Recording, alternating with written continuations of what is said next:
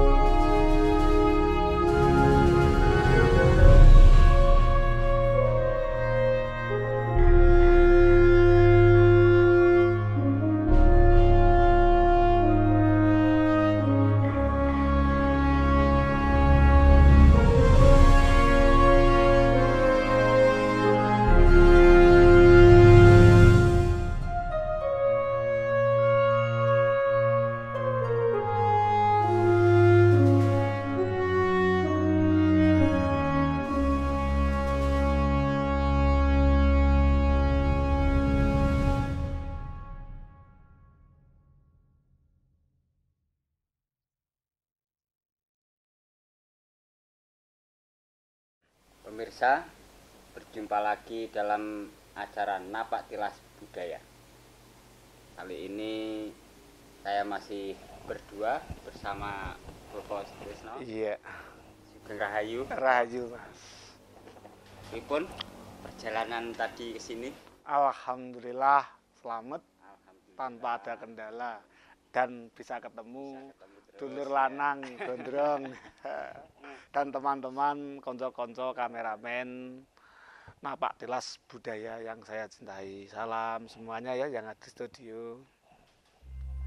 Ini Bapak yang pengen saya mewakili pemirsa itu menindaklanjuti tentang kisah Saridin yang kemarin yang sempat Bapak sampaikan perjalanannya di bumi Palembang. Oh, ya. Kan ada tanda tanya itu di kisah akhir kemarin di Palembang. Ini gini Bapak, tindak cerita lanjutan sehabis dari bumi Palembang itu terusannya gimana Bapak, kisah-kisah tentang Saridin itu? Ya, sebelumnya saya ucapkan Bismillahirrahmanirrahim ya. Semoga ini mengangkat cerita karena Saridin menganut agama Islam. Saya mohon izin terlebih dahulu pada Mas Gondrong dan terutama teman-teman penggemar Napak Tilas Budaya yang saya cintai. Tentunya saya minta maaf terlebih dahulu Mas Gondrong, karena ini kisah di bumi Cirebon. Kan Mas Gondrong bukan orang Cirebon, ya, kita juga bukan kelahiran, bukan rakyat Cirebon. Namun kita sedikit bangga, setidaknya ikut melestarikan apa yang pernah terjadi walaupun bersifat kedok tular. Kedok tular itu dari regenerasi cerita ke cerita, Mas Gondrong. Setelah Saridin meninggalkan Palembang, menurut hitungan beliau ya sang guru Sunan Kalijaga belum jangkep atau belum cukup 1 windu atau 8 tahun ya, seperti yang Mas Gondrong sampaikan cerita yang terdahulu ya toh. Mengingat amanah dari Sunan Kalijaga belum cukup, Saridin tetap dikehendaki melanjutkan pertapaan dalam perjalanan. Jadi toponya topo dalam perjalanan.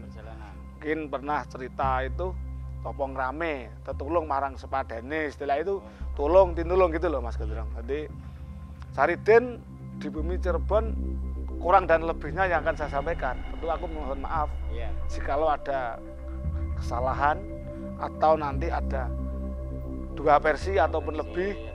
Mungkin versinya contoh saja nih, versinya Mas Gondrong. Mungkin siapa tahu Mas Gondrong udah punya versi dulu sebelum ketemu saya. Nah tentunya saya menganggap, meyakini teman Mas Gondrong yang pernah menceritakan, saya meyakini belum tentu salah. Ya mungkin Mas Gondrong ketemu saya menceritakan hal ini tentang Saridin, saya meyakini juga belum tentu benar. Sementara kembalikan ke pemirsa Napak Tilas Budaya yang saya cintai di seluruh Nusantara. Saridin diawali kejadian di Kasultanan Cirebon. Saat itu Cirebon dipimpin oleh Sultan Batangaji. Nama sultannya Batangaji. Kebetulan anak Sultan Batangaji cewek, Mas. Cewek ya. Mempunyai nama Samsiatun. Kalau Rohayatun itu saudara, tapi yang jelas putra dari beliau bernama Samsiatun. Itu putri dalem Sultan Cirebon. Nah, mengingat Samsiatun sudah akhir balik atau ibarat kita pilih memberikan silsilah wis sak penganten, sudah saatnya punya suami gitu. Cuma yang jadi pilihan saat itu masih menganut pilihan orang tua. Waktu itu orang tua kebetulan Soro saiki kebo nusuk gudal dan gudal nusuk kebo, itu kan dibolak-balik. Kalau dulu itu jodoh yang milihkan orang tuanya. Kalau zaman sekarang mungkin kalau Mas Gondrong punya calon pendamping, golek dewi, orang tua tinggal merestui. Itu ibaratnya kebo nusuk gudel. Kalau zaman sekarang, kalau yang dulu itu ya kebo gudel nusuk kebo, Mas. Jadi apa pilihan orang tua, anak tinggal menjalani. Dan kebanyakan saat itu pasti mau. Kejadiannya saat itu ada acara istilahnya pematangan hari pernikahan, Mas. Pernikahan antara Pangeran Ilang Muhammad, putra Sultan dari Banten, ya, dengan Samsiatun, putri Sultan Batangaji dari Cirebon. Rembuk tua, istilahnya untuk mencari hari kelahiran, sudah jadi, langsung ditentukan harinya ini. Lah, ini untuk bahan laporan pulang ke Banten karena ada utusan. Ya. Kedua orang tua atau kedua sultan sudah saling menyetujui, baik hari maupun kedua mempelai. Ya, kedua mempelai sudah di situ juga. Kebetulan coro orang desa ngarani nontoni. Nontoni mungkin Mas Gondrong paham ya, Mas, kata-kata nontoni. Iya, tahu nontoni. Pangeran Ilang Muhammad sementara diperbolehkan tinggal di Cirebon dalam rangka biar raket sama calon wanita, namun tetap dipingit, tidak boleh bersamaan, tetap saling menjaga jarak. Lah, di saat itulah paman dari Samsiatun merupakan adik kandung dari Sultan Batangaji, ternyata diam-diam naksir dewi. Ponakannya ditafsir dewi. Tapi untuk Mas Gondrong jangan ya, tidak baik itu. Lah pamannya tadi naksir sama Samsiatun. Tentu dengan berita penentuan hari perkawinan atau pernikahan tersebut membuat Pangeran Ilang Mahmud bingung. Gimana ini? Ntar lagi orang yang saya sukai akan segera punya suami. Nah, sedangkan itu tidak diketahui oleh Samsiatun. Nah, Samsiatun tidak tahu kalau ditafsir pamannya. Lah, timbullah niat jeleknya. Dengan harapan Pangeran Ilang Mahmud kalau kelak memperistri keponakannya sendiri, kelak akan menjadi sultan di Palembang, di Cirebon ya. Nah, timbullah niat jahat. Dia datang ke rumah gurunya. Dia punya guru, guru dari Pangeran Ilang Mahmud, itu tokoh yang punya nama Dahyang Lolope. Ya, Dahyang Lolope juga namanya unik. Tebak itu kalau wataknya gimana coba? Ayo tebak. PR nih. Lolope. Namanya Dahyang. Kan nggak asing lah penyebutan nama Dahyang Lolope itu. Nah, itu kan nama penokohan lokal, Pak. Suatu contoh ini Suro. Nah, itu itu. Dahyang Lolope itu adalah guru dari Pangeran Ilang Mahmud. Kesaktiannya tidak diragukan lagi. Ibaratnya abang dibikin hijau, hijau dibikin merah bisa. Itu si guru Pangeran Ilang Mahmud tadi. Pangeran Ilang Mahmud mengeluh tentang kejadian yang tentang perjodohan tadi, dan dia mengakui apa adanya kalau dia nafsir sama Samsiatun, terus bingung caranya bagaimana. Itulah. Oleh Pangeran Ilang Mahmud, setelah sambat sama gurunya, ya toh, ternyata gurunya memberikan igo. Tahu igo? Igo itu apa? Istilahnya tuh igo itu dalam bahasa Jawa kalau berasal memberikan alternatif. Nah, caranya piye? Cara itu lah.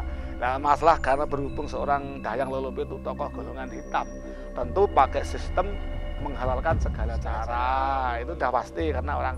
Nah, Dahyang Lolope itu membuat rencana, Mas. Apa rencana? Dia mampu memanggil jin alam halus. Nah, memanggil jin sebangsa setan atau jin jahat dipanggil. Nah, jin tersebut disuruh masuk ke dalam tubuh Samsiatun. Dia sakit setelah masuk ke tubuh Samsiatun.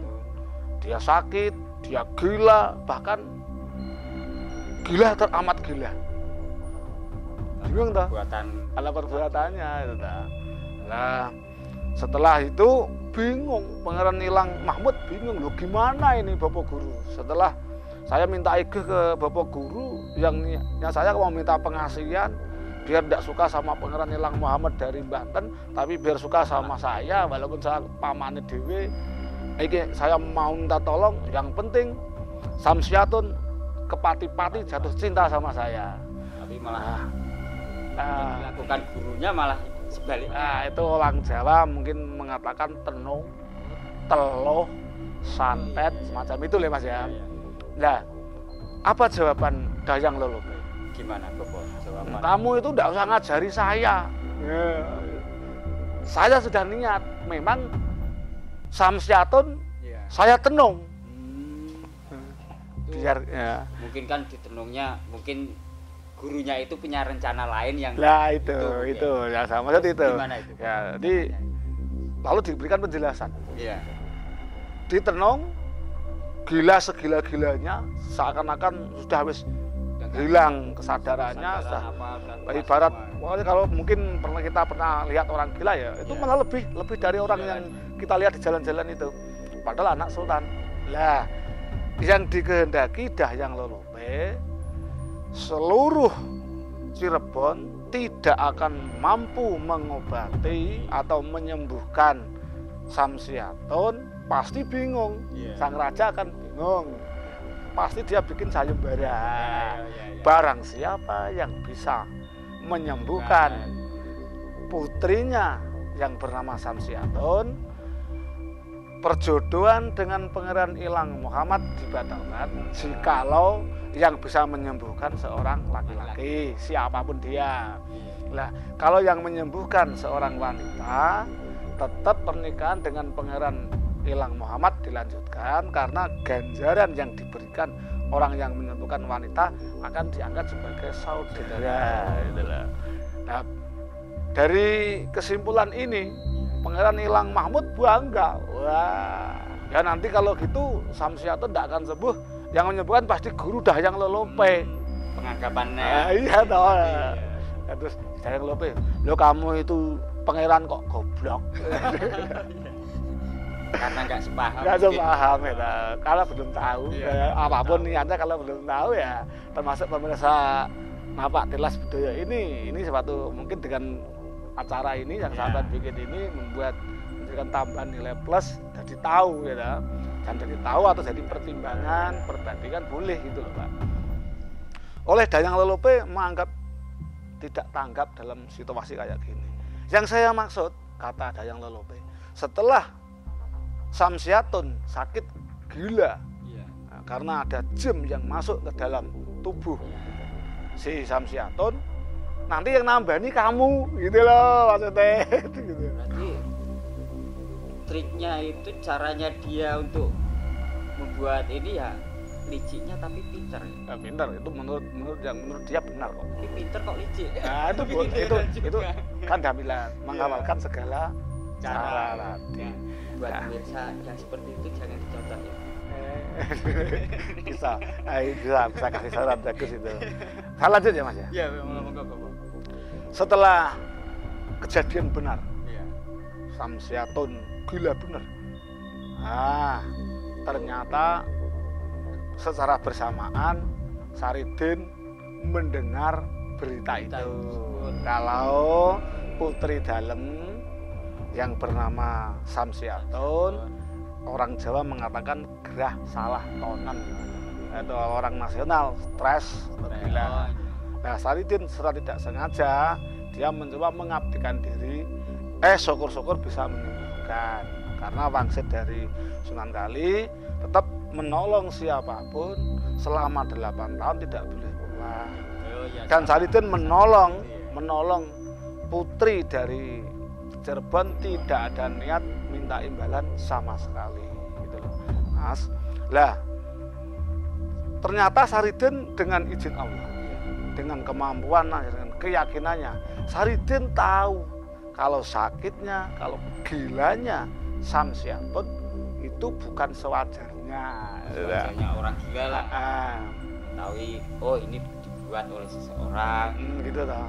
Lah sedangkan Pangeran Elang Muhammad sibuk dengan rencana niat menghilangkan saingannya, termasuk Pangeran Elang Muhammad yang keberadaannya berada di Cirebon tadi gitu loh.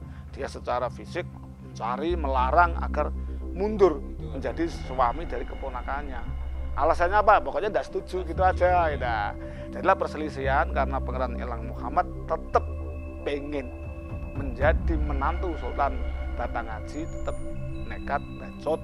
Nah, oleh Pangeran Elang Mahmud ini dianggap batu sandungan, lalu dicelakailah Pangeran Elang Muhammad.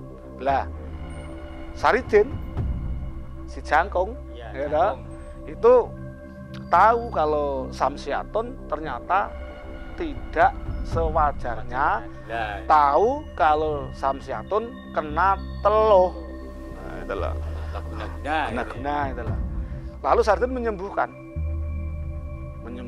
dengan cara Saridin, dengan cara apa mungkin dengan kemampuannya karena sudah punya bekal doa dari Sunan Kali dan sudah membawa kelapa, dan pokoknya intinya Saridin mampu menyembuhkan dan mengusir keluar dari tubuh Samsiatun jin. Ternyata sangat mengerikan Mas, mengerikan sekali. Begini Mas, setelah jin tadi atau genderuwo tadi keluar dari tubuh Samsiatun, Yang tahu kan hanya Saridin. Iya. Dikejar itu. Kejar, jadilah perkelahian. Dan sudah pasti Saridin mesti menang. Akhirnya menang. Pasti menang. Karena apa? Siapa tuh yang meragukan Saridin siapa? Kan sudah jelas itu. Saridin menang, Samsiatun sembuh, dan Saridin berencana mengejar genderuwo atau setan yang keluar dari tubuh tadi agar tahu ini perbuatan siapa di balik peristiwa di Cirebon. Lah, genderuwo tadi lari, setan tadi lari toh ke Gunung Cermai. Gunung Cermai.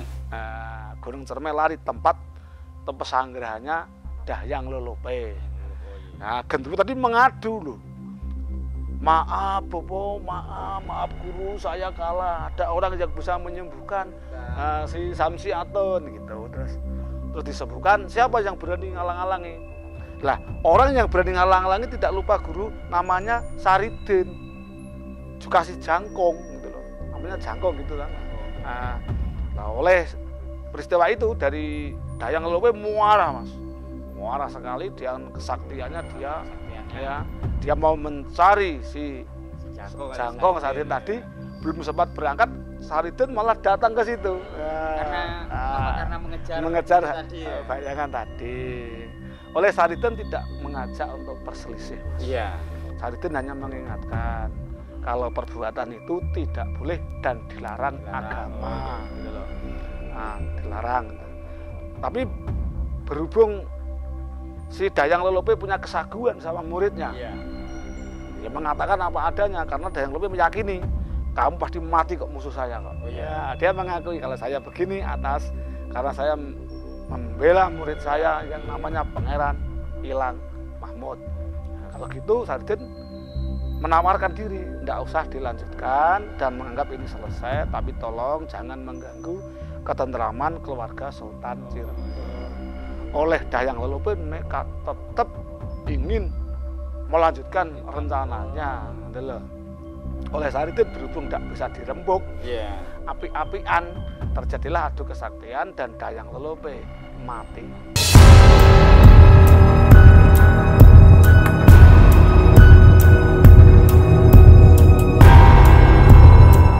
Nah, semati Dahyang Lolope otomatis Pangeran Ilang Mahmud tidak punya backing, tidak punya backing. Kalah sama.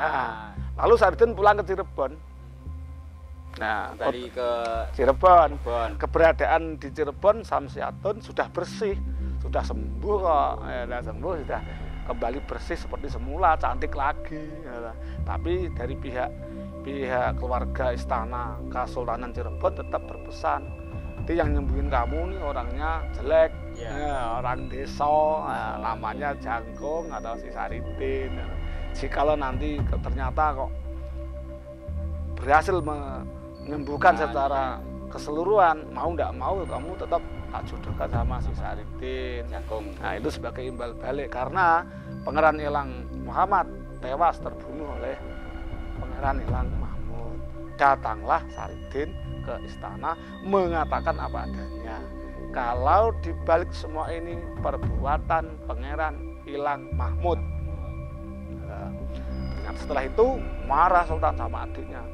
Marah jadi perselisihan dan Saridin membela Sultan untuk menegakkan kebenaran dan menumpas kejahatan di kerajaan atau Kesultanan Cirebon.